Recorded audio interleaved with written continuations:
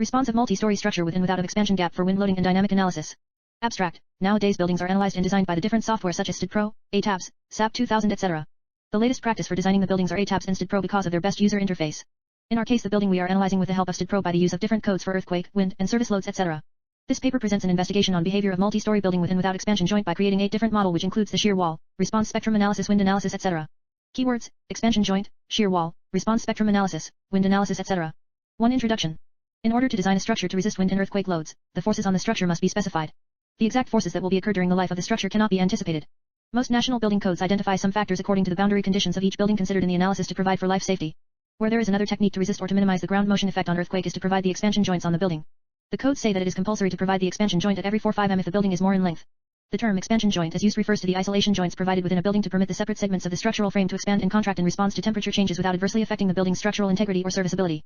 The normal practice in runways, bridges, buildings, and road construction is to provide expansion joints between cutting slabs of reinforced concrete at designing intervals and at intersections with other constructions. These joint T-filers are then covered with sealing compounds. Building expansion joints are used to cover the space between components, and provide a barrier to the exterior. Expansion joints can follow complicated paths along varying materials. Copper is an excellent material for such joints, since it is easy to form and lasts a long time. 2. Preliminary data considered for the analysis. 8 conclusions. Following are the conclusion we have obtained from above analysis results are. 1. Time period. In case of time period the values were obtained for without expansion joint model is 1.96, 1.86, 1.41 in first, second, and third mode is lower than the model time period obtained in model with expansion joint is 2.34, 2.30, 2.11 for first, second, and third mode respectively as shown in table 01. Which means that while using is expansion joint in the model the building will take more time to oscillate for all 3 modes when comparing with without expansion joint building model. As shown in table 01. 2. Base shear. Base shear values are in static x direction is 2111 knots in normal building model without expansion joint, and for the building model using expansion joint the base shear values are 1838 knots, which means the base shear values are reducing while using expansion joint in the building model. As shown in table 02. 3. Nodal displacement.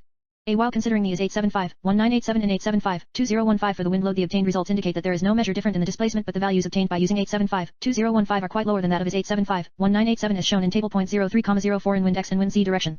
B. In case of shear wall the nodal displacement values are getting reduces by almost 50% because the shear wall having the in-plane as well as out-of-plane stiffness due to that the displacement is reduces as shown in the table 03,04 above. C. If earthquake is considered in both model of with and without expansion joint the displacement values are increased by almost 30% in x, EZ direction in the model where expansion joints are used as shown in the table 5 above.